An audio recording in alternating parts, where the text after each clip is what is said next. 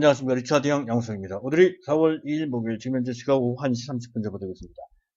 자, 우리 증시가 뭐 어느 정도 안정을 취하고 있는 그런 모습이라고 할 수 있습니다. 하지만 약간 불안한 측면이 여전히 남아있는 그런 모습이죠. 어제 막판에 크게 밀린 것도 그렇고요. 또 미국 증시 같은 경우는 간밤에 또 4% 넘게 또 급락했던 것도 그렇다고 이제 할 수가 있겠습니다. 하지만 전체적으로 최근의 상황을 보면 미국 증시도 자, 우리 증시도 웬만한 악재에 대하여 그전처럼 아주 크게 겁을 먹는 정도까지는 아니죠. 오히려 많이 빠졌을 때가 기회다라고 하는 인식까지 어느 정도는 자리를 잡는 그런 모습이 분명하게 나타나고 있습니다. 자, 그만큼 시장 참가자들이 코로나와 관련돼서 상당히 적응을 해 나가는 내성이 구축된다라고 표현을 하고 있죠. 그런 상태로 이제 판단이 됩니다. 그리고 기회가 있을 때마다 오히려 탄력적인 반등이 나오는 그런 모습이 나타나고 있다는 건데요. 그렇다고 해서 상황이 아주 깨끗하게 반전된 것은 뭐 아니죠. 여전히 코로나 이 문제는 심각하게 진행되고 있기 때문에 그렇습니다. 특히 미국은 뭐 이제 시작되는 것이 아닐까 싶을 정도로 이 코로나 이 상황이 점점 더 악화되는 듯한 그런 인사입니다. 그래서 그와 관련된 위험성이 아직까지는 그대로 남아있다는 관점이 필요한 것 같습니다. 그래서 말씀드리는 거죠. 그래서 일부 종목을 통해서 그와 관련돼서 대비를 하자라고 말씀을 드리고 있는데요. 제일 만만한 대상은 현재 지수와 반대 방향으로 움직이게끔 설계가 된 상장 지수 펀드인 코덱스 인버스, 바로 이 종목이죠. 우하단의 차트에 나타나고 있습니다. 코덱스 인버스, 이 종목을 현재 중기적으로 이 코로나 문제가 해소되거나 완화될 때까지 계속 보유하고자 하시는 분은 보유하거나 단기 트레이딩 해도 된다 이렇게 말씀을 드리고 있는 대상이고요. 네, 그리고 제약바이오즈 중에서는 이미 어제 이제 매도 사인을 보내드렸던 셀트리온 같은 또는 셀트리온 헬스케어 같은 이런 종목들이 그에 해당이 되죠. 그리고 그 외에 뭐 제넥신, 누틸렉스, 셀리버리 또 큐리언트도 있고요. 우량 제약사 중에는 유한양행 같은 종목들이 있습니다. 자, 이들 종목을 재미있게 노려볼 필요도 있는 상태다 하는 건데요. 저점을 잘 노려야 되겠죠. 유한양행 같은 경우에는 22만원 이하, 21만원 근처, 그 정도면 적정하지 않을까. 이들 종목은 우량주긴 하지만 주가가 위로 아래로 너무 많이 정신없을 정도로 많이 흔들립니다. 그래서 웬만하니 이에 적응하지 못하고 그러실 분들은 아예 안 하는 것이 정석이다 하는 것도 더불어 같이 말씀드리도록 하고요. 어쨌든 이들 종목 할 수 있다는 건데 가장 만만한 종목은 코덱스 인버스 정도인데 그것도 하실 수 있는 분에 국한해서 하는 정도다 하는 것이고 기본적으로는 삼성전자류의 우량주를 지금 당장은 답답하더라도 지속적으로 보유한다는 그런 전략이 가장 기본이 되겠습니다.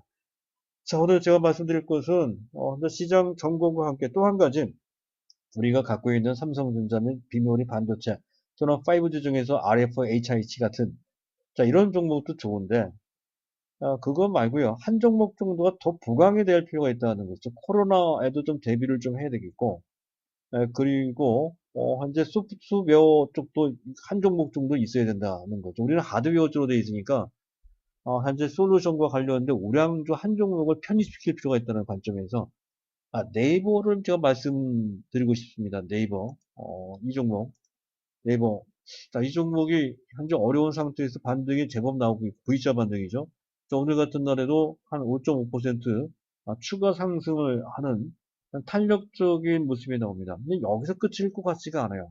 20만원 훨씬 넘어갈 것으로 뭐 금년 말쯤 되면 한 23, 4만원 이상 올라가지 않을까 할 정도로 뭔가의 큰 모멘텀이 있다는 것이죠.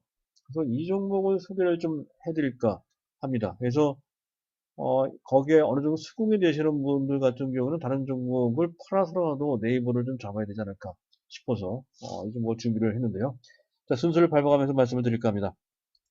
자, 일단 시장이 놓여있는 상황이 그렇게 만만하지는 않죠.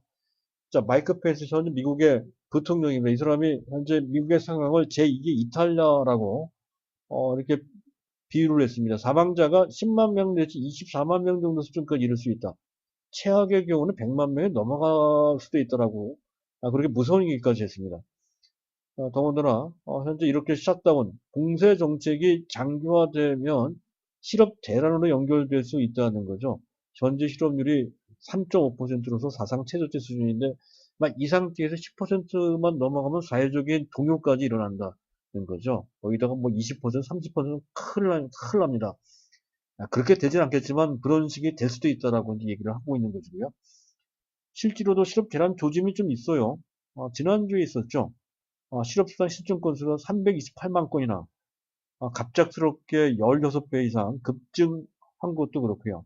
간밤에 ADP 민간 조사 기관입니다. 현재 민간 고용자 증가수가 계속 원래는 정상적이라면 15만 명 나오거든요. 근데 마이너스가 나왔어요. 그 자체로 충격이고요.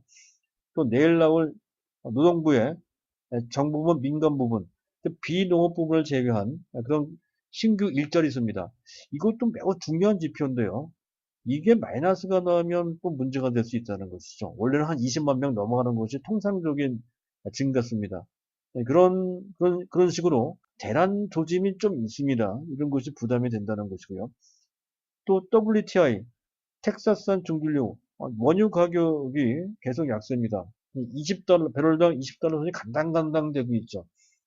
사우디와 러시아, 이 판국의 사우디와 러시아가 증상 경쟁을 한다는 것도 그렇지만, 사우디와 러시아는 걔들끼리 이렇게 뭐 싸우는 것도 있지만, 미국의 셰일가스를 못 살게 구는, 현재 그런 측면도 좀 있습니다. 해서 그런 것이 뭐 정치적으로 작용되는 것 같은데, 어쨌든 그거는 좀 생략하도록 하고요. 수요 위축이 문제가 된다는 것이죠. 실제로도 현재 실제 판매량이 급감하고 있는 모습이 곳곳에서 나타나고 있고 그와 관련돼서 해당되는 업체, 석유화학업체, 정제업체들의 실적이 급속히 나빠지고 있는 그런 것과 연결해서 현재 상황이 실질적인 타격을 주고 있는 상태라는 것이고요. 그런 것이 우리나라 지난달 3월달 수출 단가에서 벌써 나타나고 있다는 것이죠. 특히 석유 제품 및 석유화학 제품, 철강 등의 제품 가격이 작년 동기 대비 11.7%나 급락했다는 건데, 감소했다는 건데, 아마도 4월 달은 더 커질 가능성이 있다는 거죠. 실질적으로 그와 관련된 현재 부정적인 영향이 현실화되고 있다는 것을 보여주고 있는 상황. 이거 더 악화될 수 있다라고 하는 것은 부담이 됩니다. 네, 그런 상태라는 것이고요.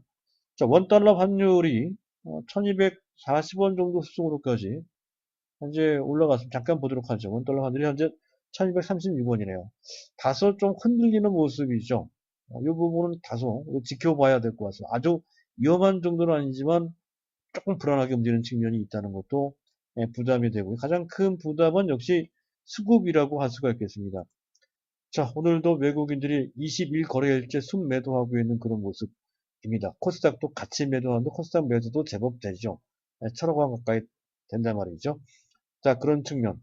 이런 것은 이제 부담이라고 할 수가 있겠고, 또 한 가지 부담은 계속 말씀을 드리지만, 자, 베이시스입니다. 베이시스가 마이너스 1 정도 수준까지, 그런 수준에서 계속 지속이 되고 있습니다. 베이시스가 마이너스가 나온다는 얘기는 선물시장 참가자들이 현재 상황이 나쁘다라고 보고, 더 빠질 것이더라 보고, 지수가 내려가는 쪽에 베팅하는 과정에서 나타난다는 것이죠. 이런 측면이 부정적으로 작용되고 있습니다. 한 가지 팁을 드린다면 근본적으로 상황이 반전될 때에는 베이시스가 플러스가 나올 겁니다. 플러스가 나오면 뭐 삼성전자 적극적으로 안 갖고 계신 분들은 매수타임을 잡으시면 되고 갖고 계시면 그대로 보유하시면 된다. 이런 팁을 먼저 드리도록 하고요. 자, 일단 그런 정도. 상황은 객관적으로 보이는 상황은 그렇게 썩 좋은 상황은 아니라는 점을 보여줬습니다. 하지만 약간의 이상한 측면도 좀 있는데 그걸 한번 보도록 하겠습니다. 순서를 밟아서 먼저 긍정적인 측면인데요. 이탈리아, 스페인 문제 당사국이죠. 확진자 증가율이 확연하게 감소하는 모습이 나타나고 있습니다. 정점이 경과되고 있다는 소식이죠. 또 미국은 코로나와 관련된 상황, 현재 확진자가 20만 명, 21만 명 수준까지 올라왔습니다. 그런 정도인데도 불구하고 미국 시장은 패닉은 없어요. 빠져본 지 4% 정도인데 지난번에 패닉이 나왔을 때 빠졌을 때 10% 넘게 빠졌던 것과는 확연하게 다릅니다. 그래서 어느 정도 미국 시장의 내성을 형성한 것으로 그렇게 판단이 되고요. 또 오늘 나스닥 선물이 상당히 강합니다. 자, 미국 트럼프 대통령이 1차, 2차, 3차에 걸친 경기 부양책을 이미 추진하고 있는 상태인데 거기에다 추가적으로 4차 경기 부양책, 그 규모가 어마어마하죠. 한 2조 달러 수준의 사회 간접 자본 위주의 투자를 이제 강구한다는 소식. 그래서 총합 여태까지 4차에 걸쳐서 4조 3천억 달러 어마어마한 규모입니다. 거기에다 그거와는 별도로 또 미 연준에서 금리 제로금리 및 또 무제한 양적 완화 조치까지 같이 하고 있는 특단의 대책이 동시에 추구되고 있는 상황이죠. 이 정도 좀 당장의 효과는 장세가 어느 정도 떨어지는 것을 막아주기도 하고 코로나가 수습되면 이런 환경을 토대로 해서 사상 초유의 유동성 장세가 만들어질 가능성이 큼을 현재 미리 시사하는 측면이 분명히 있어요. 우리가 지금 그걸 알고 있어야 될 것 같고요. 자, 지난달에 우리나라 수출이 마이너스 0.2%, 일평균으로 따져도 마이너스 6.4%인데 어려운 환경 속에 이 정도면 선방했다라고 할 수 있는 것이고요. 자, 반도체 대량 가격이 3개월 연속 반등했다는 소식도 어제 전해드렸었죠. 그런 것도 긍정적이죠.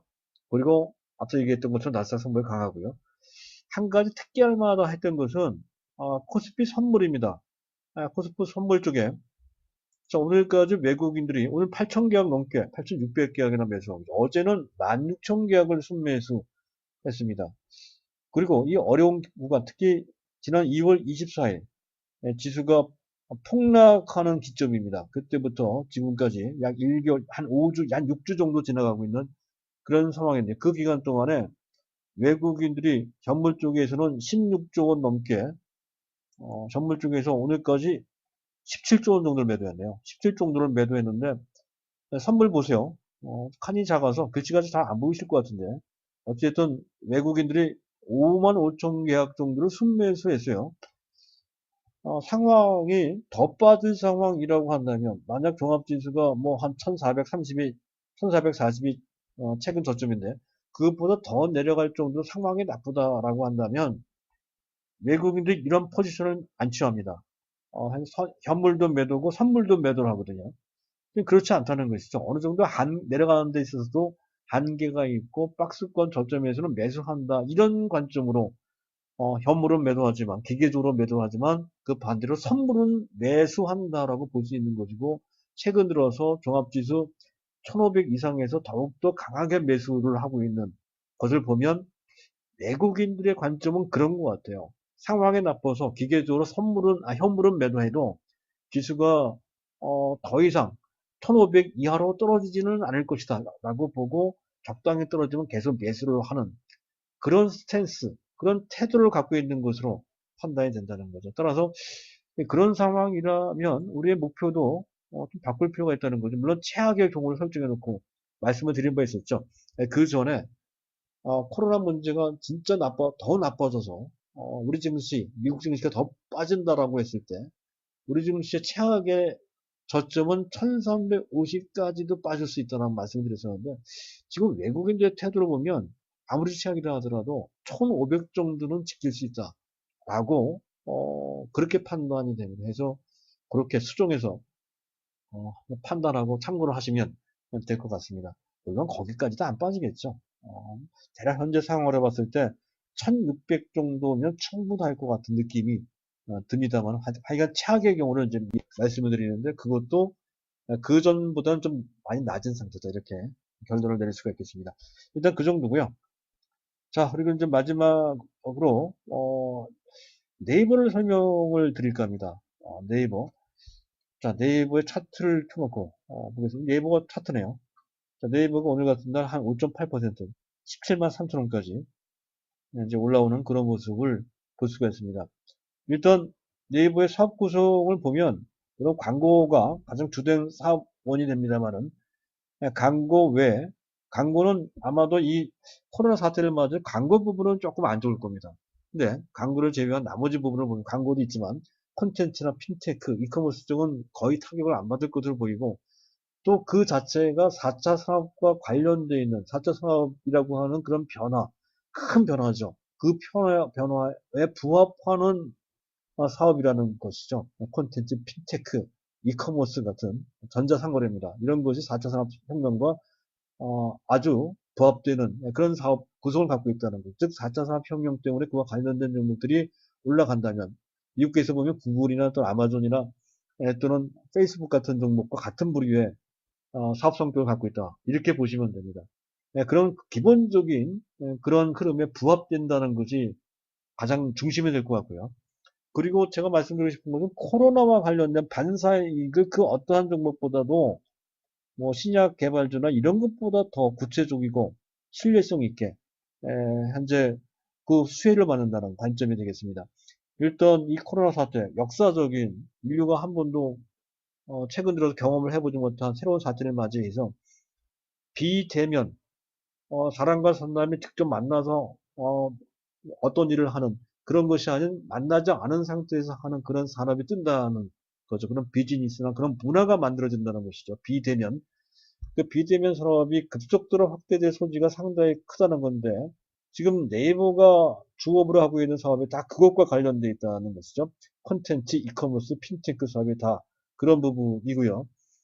또 한 가지는 네이버의 주 사업 중에 물론 이제 일본 및 기타 동남아시아 그 라인도 관계사지만 밴드가 있어요. 밴드 네이버 자체의 SNS망입니다. SNS인 밴드가 미국에서 돌풍을 일으키고 있다는 거죠. MA라고 되어 있는 건 월간 사용자입니다. 월간 사용자 250만 명이에요. 사실 미국 시장에서 보면 250만 명이라고 하는 것과 250만 명을 하는 것은 별거 아니죠. 뭐 페이스북이나 또는 아마존에 비해서 뭐 100분의 1도 안 됩니다.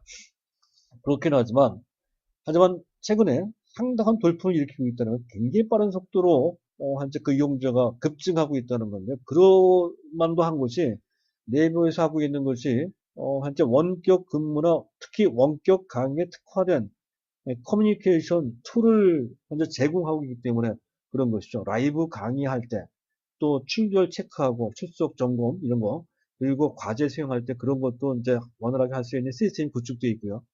또 현재 지금 강의자나 수강자가 원활하게 대화할 수 있는 툴도 대화 창도 마련되어 있고 투표할 수도 있고요.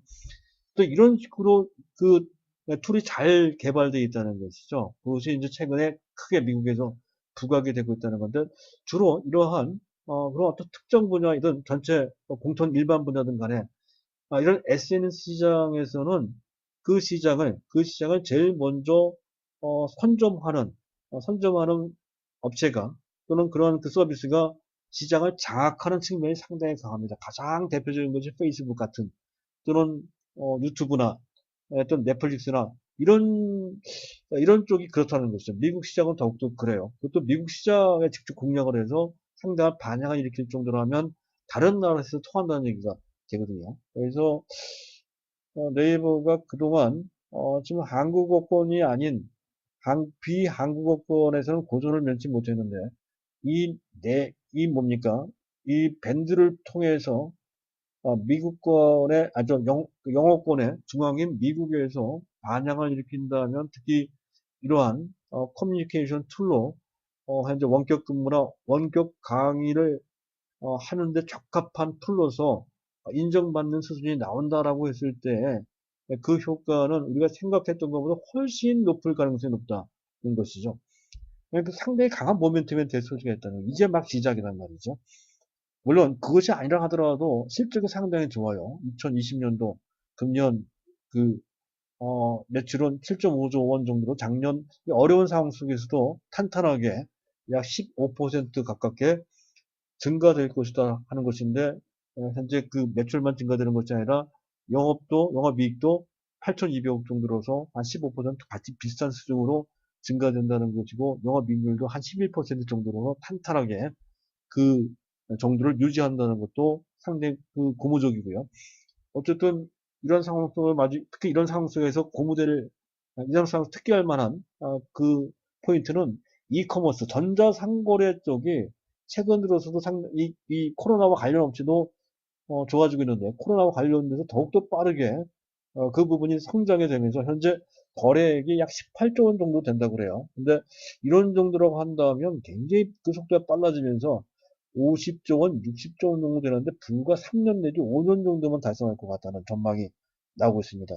코로나가 아니어도 좋은데 코로나 때문에 더욱더 좋아진다는 것이죠. 그리고 밴드가 미국에 돌풍을 일으키고 있다는 것이 주가 가치에 반영이 안 돼 있는데 그것을 뺀다 하더라도 그 자체만으로 좋다는 것이죠. 그런 측면. 그랬을 때 전체 2020년 금년 실적 대비 예상 EPS 주당 순이익이 주당 수익이 한 6,000원, 6,400원 정도, 그 정도 예상이 됩니다. 이런 정도의 실적 기반과 성장 잠재력을 갖고 있다고 한다면 적정 PER은 최소한 30배인데, 적정하게 40배 정도가 적당할 것 같습니다. 그렇다면 목표 가격을 6,400원 곱하기 40배면 25만원 나오죠. 지금 현재 가격이 17만 3천원이거든요. 그러니까, 이게 금년 내에 가능한 목표 가격입니다. 그러면 지금 이 상태에 들어간다 하더라도 저라면 근 50% 가까운 수익을 낼 수 있다는 건데, 꼭 금년이 아니고 내년까지라고 본다면 그 확률은 더 높아질 것 같습니다. 어쨌든 최소한 여기서 망하지 않고, 그리고 꽤나 좋은 수익률을 낼 수 있는 적합한, 또 코로나와 관련돼서도 수혜 대상이 되니까 이것이 장기화된다 하더라도 현재 또 네이버나 타격이 없거나 오히려 그 반사이익을 받을 수 있다고 한다면 선택 못할 이유가 없는 것 같습니다. 참조하셔서 만약에 그 수긍이 된다면 이 네이버를 적정한 수준으로 전체 자기가 운영하는 그런 자산 규모의 적어도 10% 내지는 적정하게 15 내지 20까지도 좀 현재 그 포진을 시키는 그런 정도의 결정을 하셔서 판단을 하실 필요가 있겠다. 그렇게 도움 말씀을 드릴 수가 있겠습니다. 자, 오늘은 이런 정도만 얘기를 하죠. 시장 상황은 아직까지도 자신이 있을 만큼 확연하게 개선된 상태는 아직은 아닙니다. 따라서 너무 단기 매매에 빠지지 마시고 장기 우량주 중심으로 기본적으로 그 전략 유지하시고 부분적으로만 대응하시고 그것조차 어렵다고 한다면 앞서 말씀드렸던 것처럼 내가 갖고 있는 내 종목 어차피 이런 시장 미미클 때 종목을 이리저리 바꿔봐야 소용도 없고요. 오히려 잘못 바꾸면 이중으로 손실을 볼 수가 있습니다. 현재 갖고 있는 우량주일 때 손실 보는 것도 참기가 어려운데 또 단기 매매할 때 또 손실 보면 그러면 견디기가 어렵죠. 자칫 잘못하면 패가 망신할 큰 낭패를 볼 수 있다는 것이죠. 그래서 너무 단기 매매에 연연하지 마시고 중장기적으로 계속 보셔야 된다는 그런 관점으로 스탠스를 유지해 보시기 바란다는 말씀을 마지막으로 마치도록 하겠습니다. 감사합니다.